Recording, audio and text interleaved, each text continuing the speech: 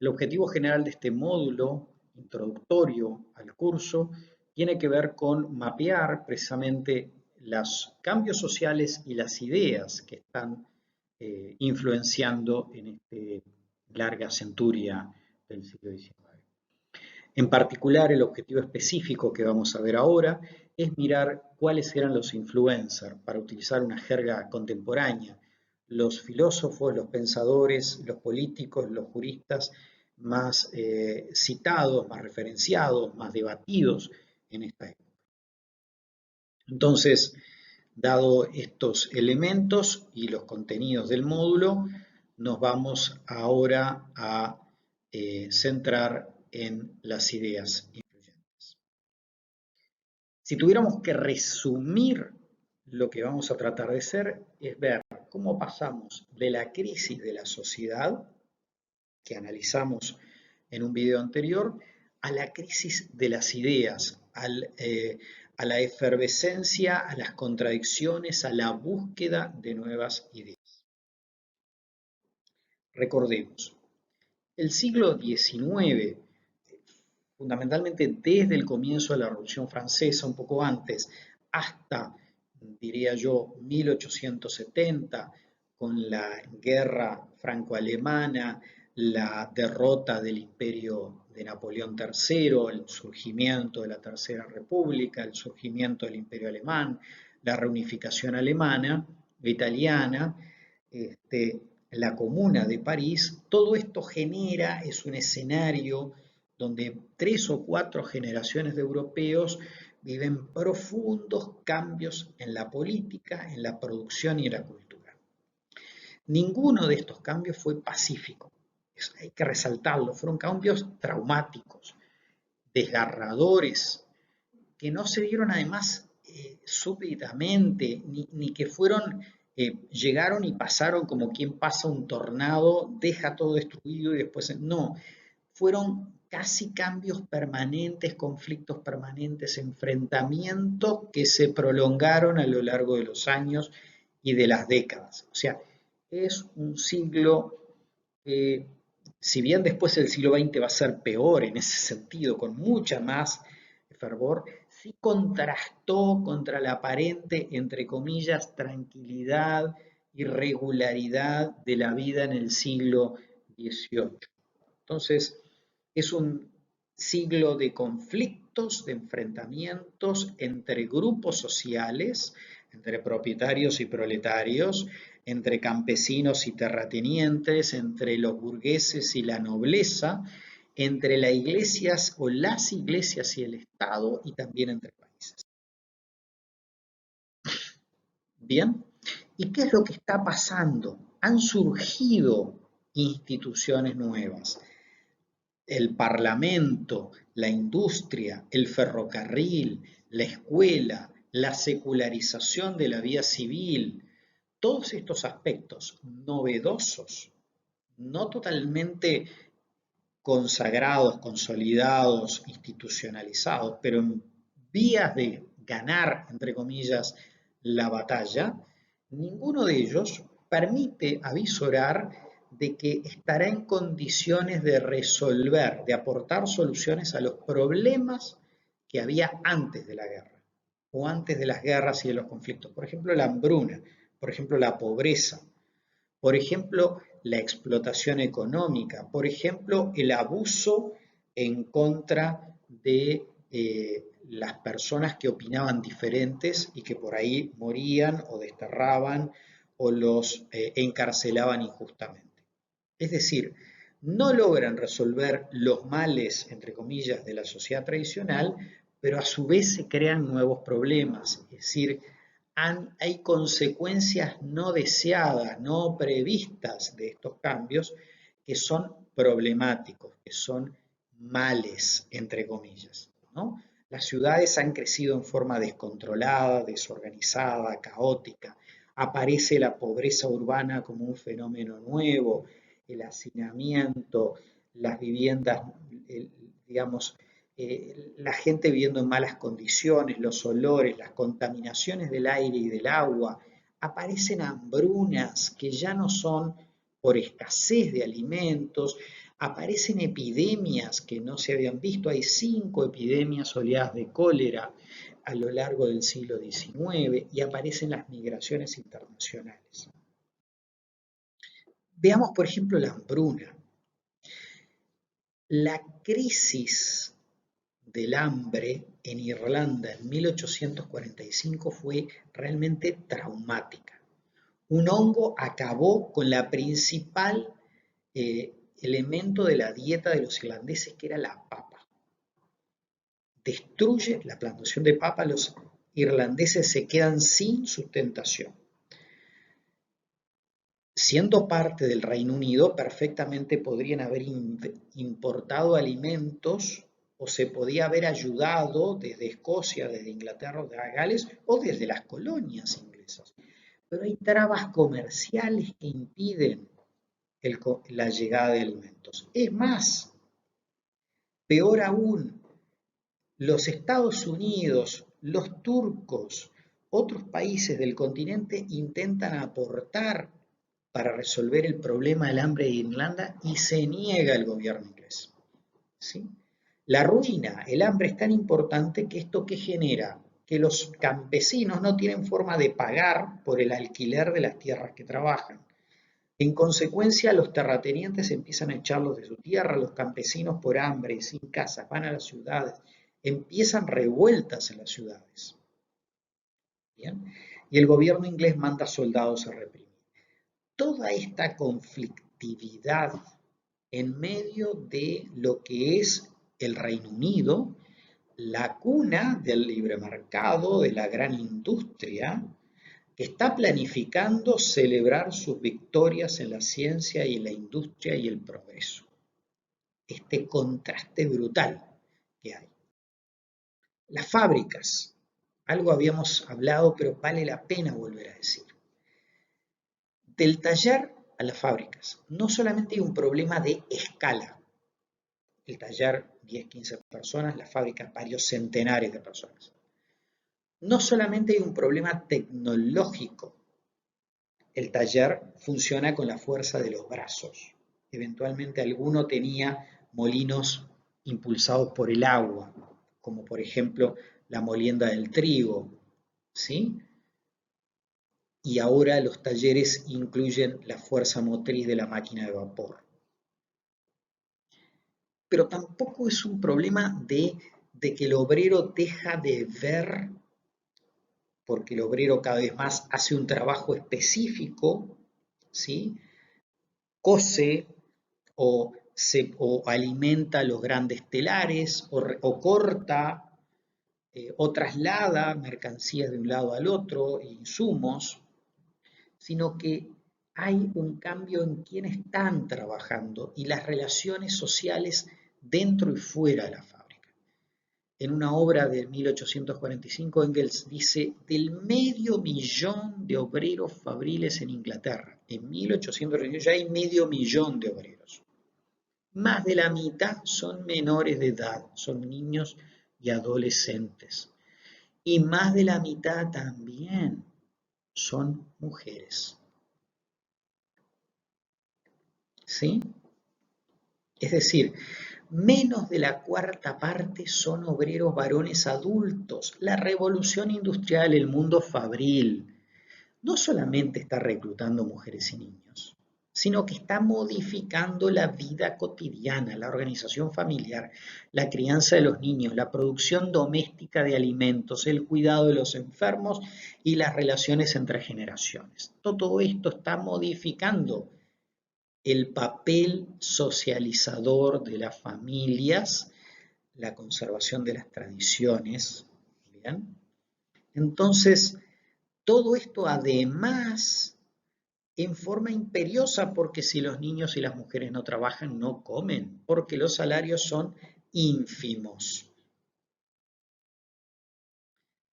La hambruna, las fábricas, las condiciones de vida que enfrentan los que migran del campo a la ciudad lleva a que se desate algo que no había sido visto ni siquiera en el periodo de la colonización de América luego de los viajes de Colón de la conquista de México o de Perú, que es la emigración transatlántica de los europeos en cantidades enormes, ¿sí? Uruguay fue testigo de esto. Aquí llegaron los vascos, los españoles, los gallegos, los, como le llamaban en esa época, los polacos, los rusos, los alemanes, los franceses. Los irlandeses emigraron en grandes cantidades a Estados Unidos. Los alemanes emigraron más de 5 millones solo a Estados Unidos y luego se instalaron en Colombia, en México, en Chile, en el sur de Chile, la colonización muy importante desde 1840, en el sur de Brasil, en Argentina y en Uruguay. Tenemos enorme cantidad de gente que deja su tierra, deja su familia, el hijo mayor, los hijos menores, luego se tratan de llevar a sus familias. Cambios radicales en la continuidad. Todos estos problemas hacen cada vez menos plausibles, menos creíbles lo que estaba disponible como una teoría, como una explicación profunda de lo que era la sociedad y lo individuo. Entonces, veamos ahora qué pasa con las viejas y las nuevas teorías. Si uno mira en general, hay dos preguntas muy generales, muy abstractas, pero de mucho sentido en este momento, tanto para el filósofo especulativo como para el político práctico, que es, ¿qué papel tiene una persona, un individuo en todo esto? ¿Tiene algún papel? ¿Existen las libertades del ciudadano proclamadas por la Revolución Francesa? ¿En qué consisten? Si el hombre en realidad tiene que trabajar 12, 15 horas diarias, el hombre, los niños, las mujeres, todas las personas, si no mueren de hambre, ¿no? Y por tanto tienen que trabajar en condiciones extenuantes en las fábricas y por un salario que apenas permite comprar alimentos. ¿Es realmente libre el hombre o está plenamente determinado? Por otro lado, con todos estos cambios, ¿existe posibilidad de reconstruir una armonía y una colaboración en la sociedad? Luego de que observamos enfrentamientos permanentes entre proletarios y propietarios, entre nobles y burgueses, entre religiosos y ateos, republicanos, monárquicos y socialistas. O sea, ¿cómo puede sobrevivir la sociedad sin que se desconfigure, desordene y se derrumbe? ¿Qué es lo que empíricamente? Evidentemente la respuesta a estas dos preguntas ya no va a estar más en la filosofía, como solía darse en el siglo XVIII, XVII y XVI. Entonces veamos qué está disponible para responder. El primer bloque, bastante consistente en términos teóricos, es el liberalismo. Es la primera forma de responder a las contradicciones entre la libertad del individuo y las necesidades, ¿sí? Y la armonía de la sociedad.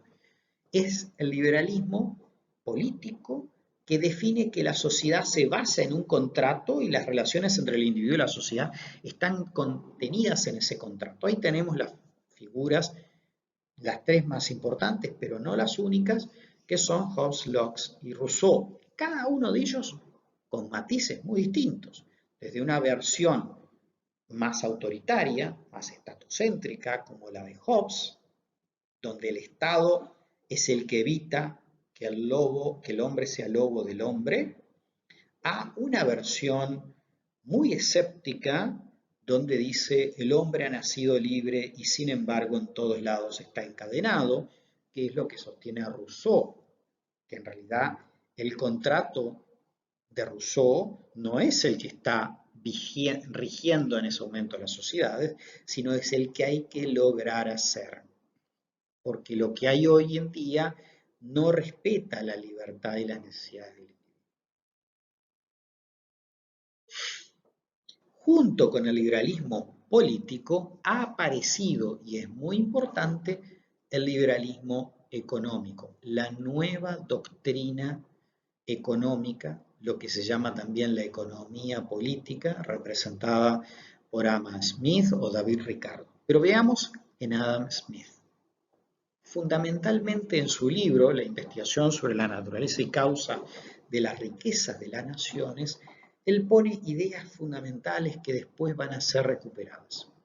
Por ejemplo, la riqueza de las naciones no es el oro, no son las tierras, ¿bien? Sino que es el trabajo. Ya no es una cuestión concreta, un metal o el campo, el trabajo, una fuerza de trabajo, una fuerza creativa que está en las personas. ¿Bien? Cambios radicales del pensamiento. Pero, a ver, los proletarios trabajan y de riqueza no tienen nada.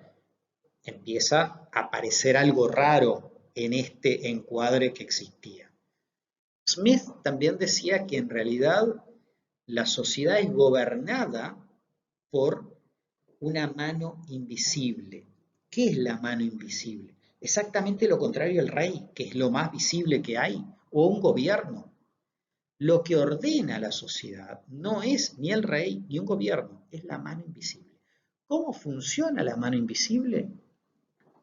Funciona por agregar, por juntar los intereses particulares. Es decir, la sociedad por sí misma, en forma invisible, no programable, logra construir un equilibrio de bienestar general satisfaciendo los intereses particulares. ¿Cómo? No se sabe, es invisible. Y por ejemplo, dice Adam Smith, la necesidad de colaboración es consustancial.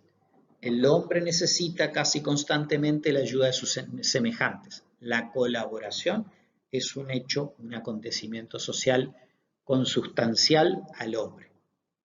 ¿Sí? Es inútil pensar que lo atenderían solamente por benevolencia. Guarda, la colaboración no es altruista, no es desinteresada, no es misericordiosa. ¿No? Puede haberlo, pero no es lo fundamental.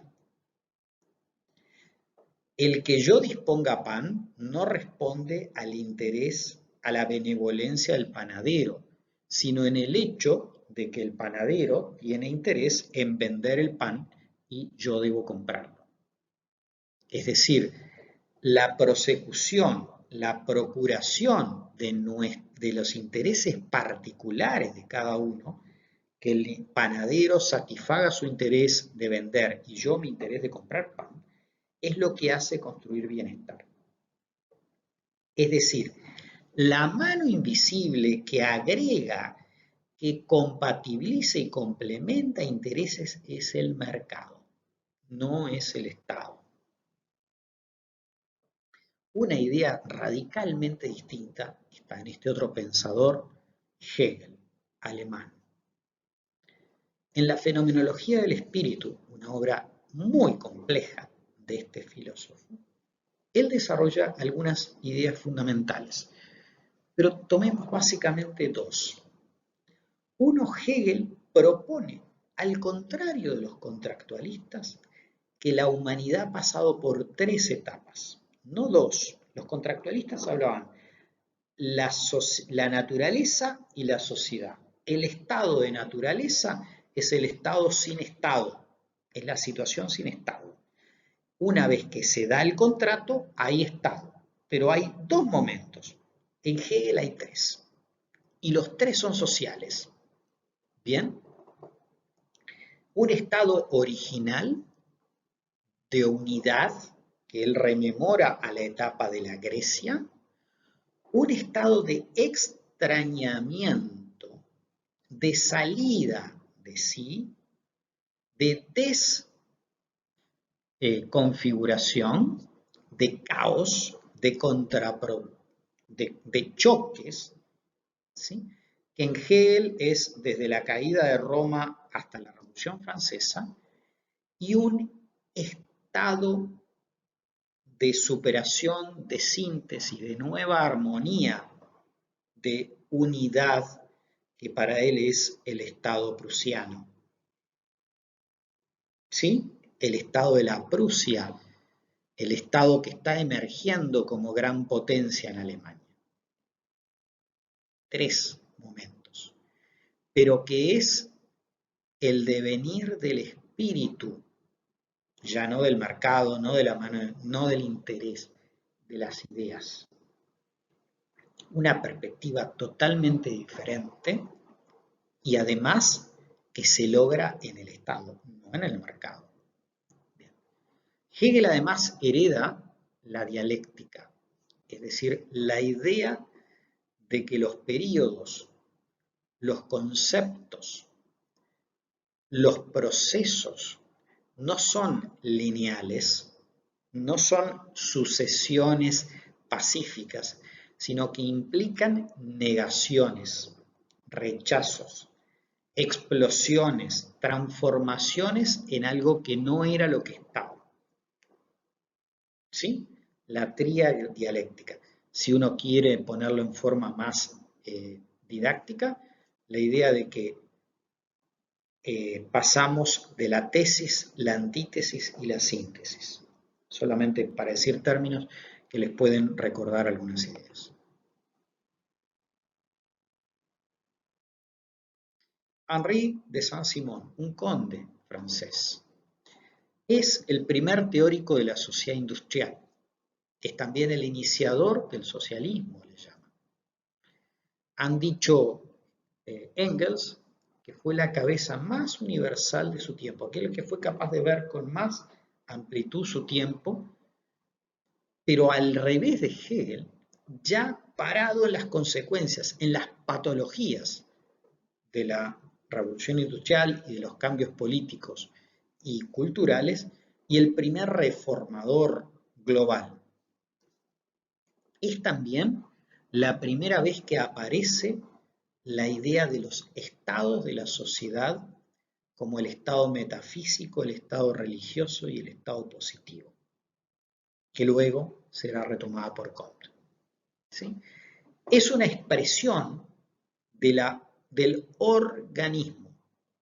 En Comte, en Henri de Saint-Simon, lo que habrá es entender la sociedad como un organismo. Dirán, ¿qué de nuevo? En la Biblia, la metáfora del cuerpo, de la sociedad como el cuerpo, que hay una parábola de Jesús repetida por la iglesia, donde el entendimiento que la iglesia católica y las iglesias protestantes han dado sobre la ciudad es en base al cuerpo. ¿Qué hay de nuevo en esto? ¿Sí? Hay de nuevo la idea de que la coordinación es de punto de vista funcional, que es distinto a la idea espiritual que estaba en las iglesias. Pero, por ejemplo, Saint-Simon se va a ocupar de cuáles van a ser las clases dirigentes. Dirá, los industriales son las clases dirigentes y deposita en los industriales, a través de su obra El Catecismo Político de los Industriales, el papel de reformadores de la sociedad, el papel de quitar el yugo, quitar la pobreza y la miseria en la sociedad. ¿No? También la idea de una nueva cristiandad, fíjense, reformas políticas, reformas económicas, reformas culturales con visos religiosos, la idea de que la producción necesita conocimiento aplicado y necesita educación. La ciencia que elabore planes. Comte, fundador de la sociología, pero ya desde 1822 es coautor, junto con Saint-Simon, del plan de los trabajos científicos necesarios para reorganizar la sociedad. La idea de que frente a todas estas patologías es necesario la reforma. ¿Sí? En Comte también está la idea de que debe haber una nueva ciencia que en la arquitectura general de las ciencias ocupe un lugar privilegiado, un lugar cúspide que se nutra de todas las demás ciencias que hay hasta ese momento. Al principio partía de la idea de que era una ciencia física social y luego rápidamente adoptó el nombre de sociología. Y de nuevo, en Comte está ya, ahora sí, plenamente establecido, mirar la historia de la sociedad como historia, no como un estado de naturaleza y estado social, mirarla empíricamente, buscando periodos. Ni Locke, ni Rousseau, ni Hobbes se preocuparon de ver cuándo había sido que se pasó del estado de la naturaleza al estado de la sociedad. Eso no era una preocupación de ellos. En Comte sí, en Hegel sí, en Saint-Simon sí. Está la idea de empíricamente saber en qué etapa estamos, y en Comte está la idea de el estado teológico religioso, el metafísico y el positivo científico, y para él ese era el momento en que las sociedades entraban al estado científico de la evolución. En síntesis, tenemos una sociedad que ha cambiado profundamente, pero los cambios han repercutido sobre todo para levantar preguntas que las teorías anteriores no podían responder porque no contemplaban algunas cosas fundamentales. La idea de cambio de época, la idea de que estamos haciendo historia, que esto no tiene nada que ver con lo que se vivió antes, eso llevó a que el contractualismo político se viera muy complicado. Lo mismo el liberalismo de Adam Smith. Las dos grandes teorías empiezan, si bien con muchas expectativas depositadas, sobre todo por la Revolución Francesa y las revoluciones liberales, ya desde 1830-40 ya no satisfacen las preguntas que se están haciendo y aparecen otras teorías, ¿sí?